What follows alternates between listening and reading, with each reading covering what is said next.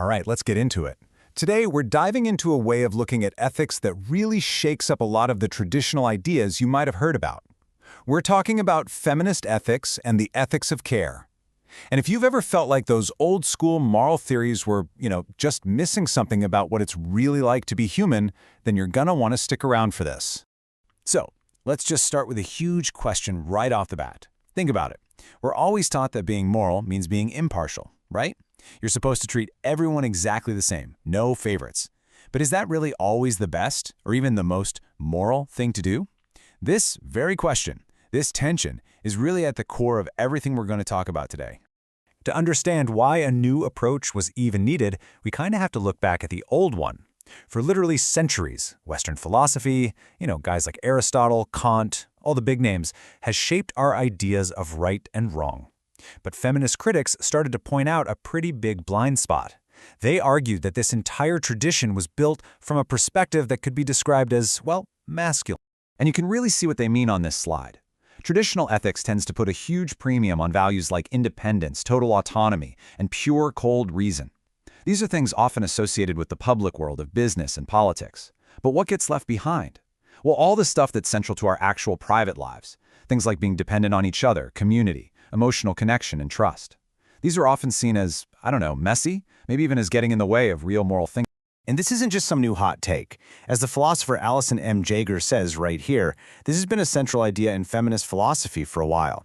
Now, the argument isn't that these values are biologically male or anything like that. It's that, culturally, they've been linked with men and then held up as the gold standard for everyone, which is a problem. So, what's the big deal? Well, the fallout from this bias was huge. It meant that the moral experiences of women, which historically often happened in the private world of the family, were just ignored by philosophers. It was like they didn't count. And crucial parts of being human for everyone, like needing other people when you're a kid or when you're sick, they just got swept under the rug. What you're left with is a really incomplete, kind of lopsided picture of what it means to live a moral life. Okay, so that's the problem. But what's the solution? Well, this is where feminist ethics enters the chat. And it's not about creating some totally separate morality for women. Think of it more like a corrective lens, something that helps us finally see the whole picture in focus. So what is it, really? At its heart, feminist ethics is a new approach. It says, hey, let's start by focusing on the experiences and interests of women, because those have been ignored for so long. It's all about correcting those old biases and bringing the parts of life that were considered private and unimportant right into the philosophical spotlight.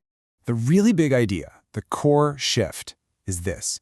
Instead of starting with these grand, abstract, universal rules that are supposed to apply to everyone, everywhere, feminist ethics starts with the messy, complicated, real stuff.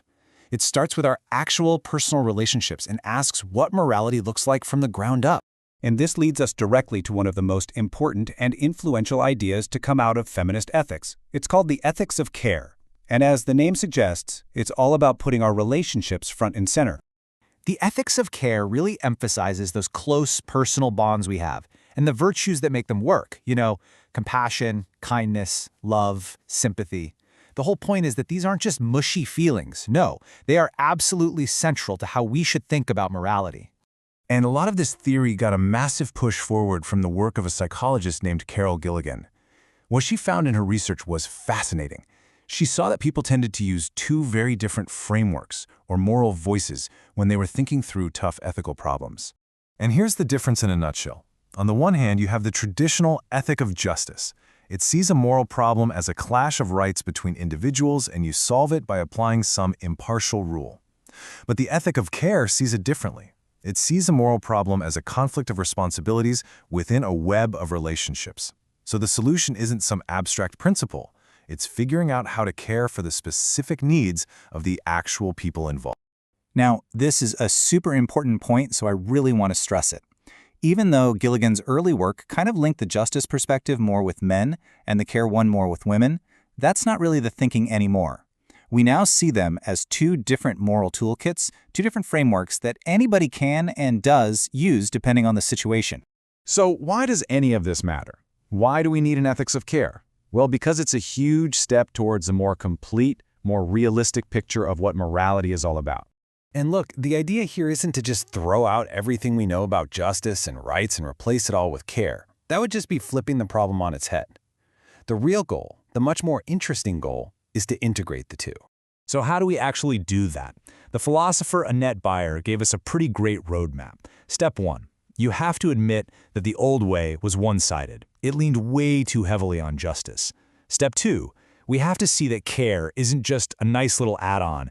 It is an essential part of being a moral person. And then step 3, this is the big project, is to build a new theory where justice and care can actually work together, like partners. Because ultimately, the goal is to get to one unified theory of morality. A theory that's big enough and flexible enough to handle both our obligations to strangers, which is where justice shines, and our special responsibilities to the people we love, which is the heartland of care. We need a theory that reflects all of what it means to be human. So really, what this whole perspective gives us is a new set of tools, a new set of questions. When you're facing a moral choice, you don't just ask, what's the fair and impartial rule here? You also have to ask, what does this specific relationship need from me right now? What is the most caring and compassionate thing I can do? So, to wrap this up, let me leave you with a classic dilemma to chew on. Imagine a tornado hits. You have a choice. You can save your own mother, or you can save a stranger who just happens to be a brilliant doctor about to cure a deadly disease. Only one. A pure ethic of justice, thinking about the greater good, might point you one way. An ethic of care, focused on your most important relationship, would almost certainly point you the other. So, what would you do? And what does your answer tell you about the kind of moral framework you lean on?